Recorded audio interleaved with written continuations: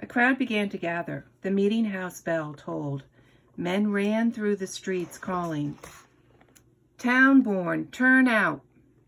This cry was usually raised to call townspeople to help fight a fire. In fact, some of the people thought there was a fire. They rushed out of their houses carrying buckets of water. Others were ready to fight. They grabbed the fence railings and the rocks and ran toward the customs house. The terrified sentries shouted for help. Captain Thomas Preston hurried to his side with 7 redcoats. They loaded their muskets, lowered their bayonets, and faced the angry crowd. "Go home," Captain Preston yelled. The sentry was only doing his duty. But the crowd screamed insults at the soldiers and pressed closer. Someone smashed a club across Preston's arm, and rocks flew. Suddenly a shot rang out, then another. A man in the crowd dropped down dead. Preston ran among his men, striking up their guns and yelling at them to stop firing. But when the smoke cleared and the crowd withdrew, 3 men lay dead and 2 more were dying.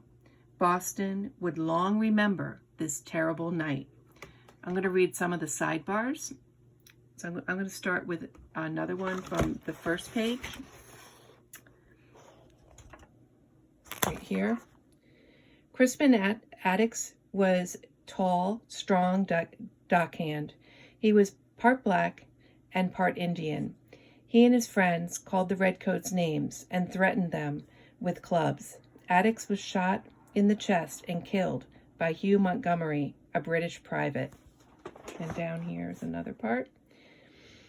2 of the redcoats who had fired on the crowd, Matthew Kilroy and Hugh Montgomery, were found guilty of manslaughter.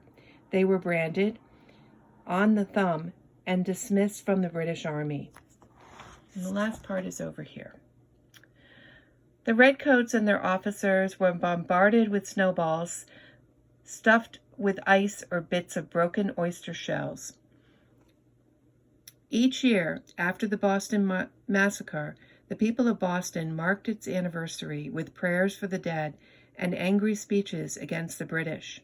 A large meeting was planned for the 5th anniversary. The British officers decided that they would not tolerate strong speeches against their country. They made a plan. A young British officer was to bring an egg to the meeting.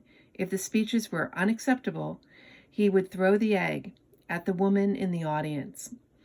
That would be a signal for the other British officers to arrest the colonists' leaders. Unfortunately for the British, the young officer fell on his way to the meeting and broke the egg. No one was arrested. That's the end of our reading. Have a great day, everybody.